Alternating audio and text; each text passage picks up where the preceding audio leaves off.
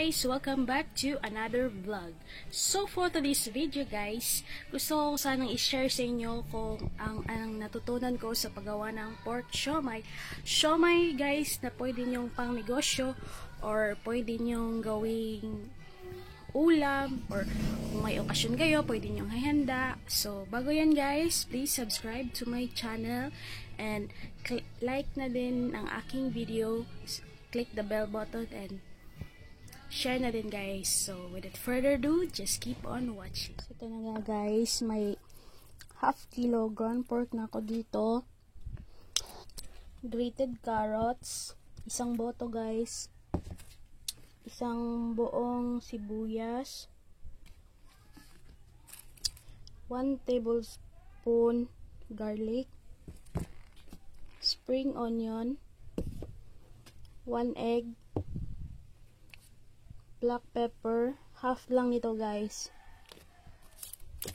oyster sauce, half din ito guys, saka may white sugar, yan guys, mga 1 tablespoon lang din to guys, tapos 1 tablespoon ng cornstarch, konting asin, tsaka yung importante sa lahat guys, molo wrapper. So guys, unahin natin yung egg. Ayan.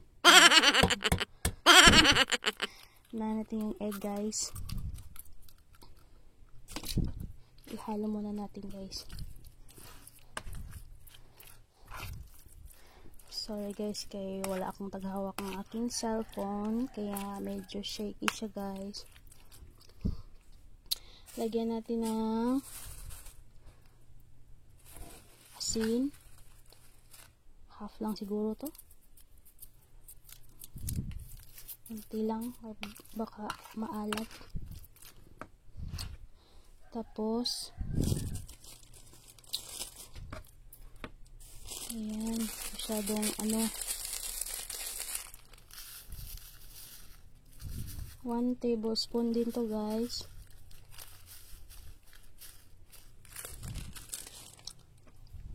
Mahirap ang pag walang paghahawak ng cellphone. Ayan na muna natin siya. Tapos ito, nakuhaan ko na rin to guys. Half na lang to.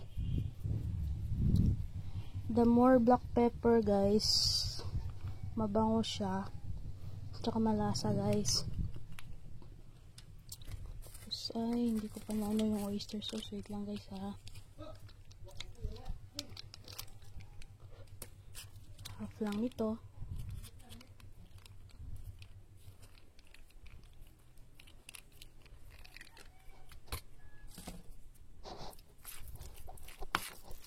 Ayan na natin. Tapos lagyan natin ng seasoning guys.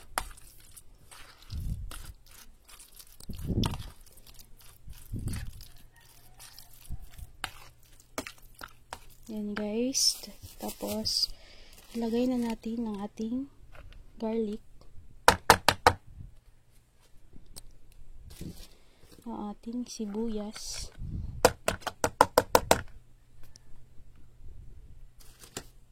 ang ating spring onion, paghaluin muna natin sila.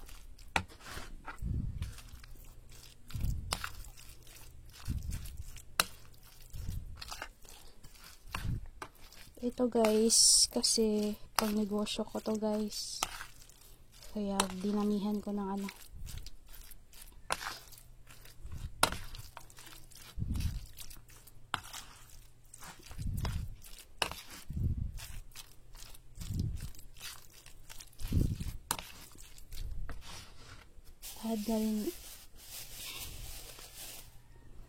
na rin natin ng carrots.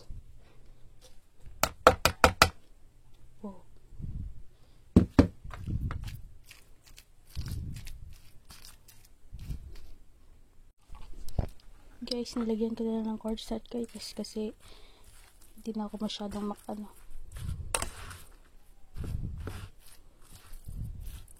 paghaluin ng lahat. Tapos pagkatapos nito, i-chill lang muna natin ng saglit. So guys, tapos na natin ma-chili ang ating pork. So next step natin guys is wrapping na tayo guys. Actually kinat ko na lang to guys kasi masyadong ito guys, ilagay lang natin sa ating kamay, tapos lagyan natin ng konting butas. Ito guys. Sorry guys, medyo pinapawisan ako, masyadong mainit dito sa amin guys. So, kuha tayo ng konting, tapos ilagay na natin sa ating kamay. Yan guys. Tapos ganyan muna natin guys.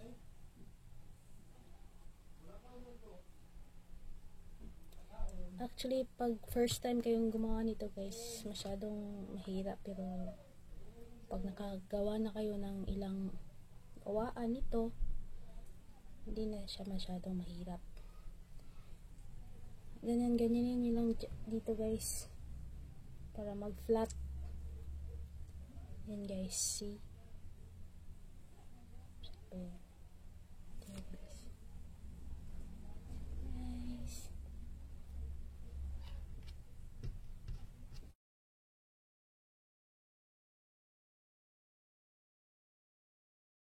so, ito na nga lahat guys. Nalagay ko na sa aking steamer. So, lahat yan guys ay 75. Oo, 75 guys. So, i-steam ko na ngayon ito guys. Umabot pa ako sa oras. So,